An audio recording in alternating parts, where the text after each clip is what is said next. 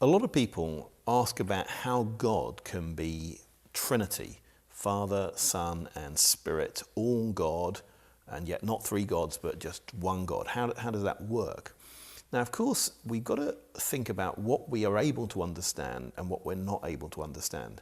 Christianity is something that we can understand as far as our minds go, but there are limits to our own minds. So there are things, and particularly things about the nature of God, that may go beyond our understanding. We should expect that if we have God who is really great and beyond our understanding, we should expect there to be things that we can't fully grasp. And I think that's what we can say about the nature of God. But what we can say is there's plenty of evidence within the New Testament that Jesus was accepted as God. He was one that people worshipped. He was viewed as creator. He was viewed as judge. And he talks about himself in categories that imply that he is God. And that's a really striking thing. And that the only way that the early Christians come to accept Jesus as one they could worship is by accepting him as God. Because the early Jews had a mathematical rule, and that was there is only one being you create. What you worship, one being who creates, and that is God. So there's the creator and there's the created, and there's a very strong distinction between those two.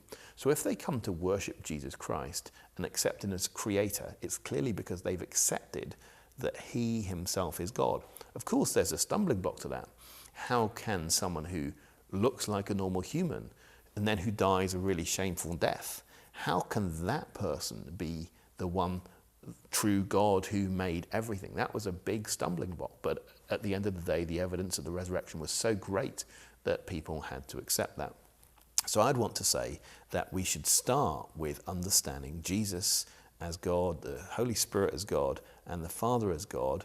There's plenty of evidence from within the biblical text that that's the case. Then you try to think, how can I relate to that? What's it like? Are there any images to try and understand that? And of course, if God is beyond our understanding, then there are things that we can't fully grasp about him.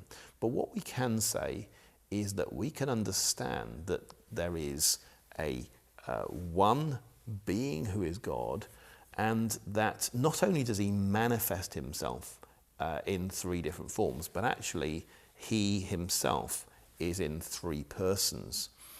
And those persons are quite necessary, because when God tells us, for instance, that he is love, that's something that not just he's claiming to be at that time, he's claiming always to be love. And for him, therefore, it's essential that there's always some other entity. And I think if we understand that within the persons of the Godhead, there are these three persons, then we can understand how love can flow between them.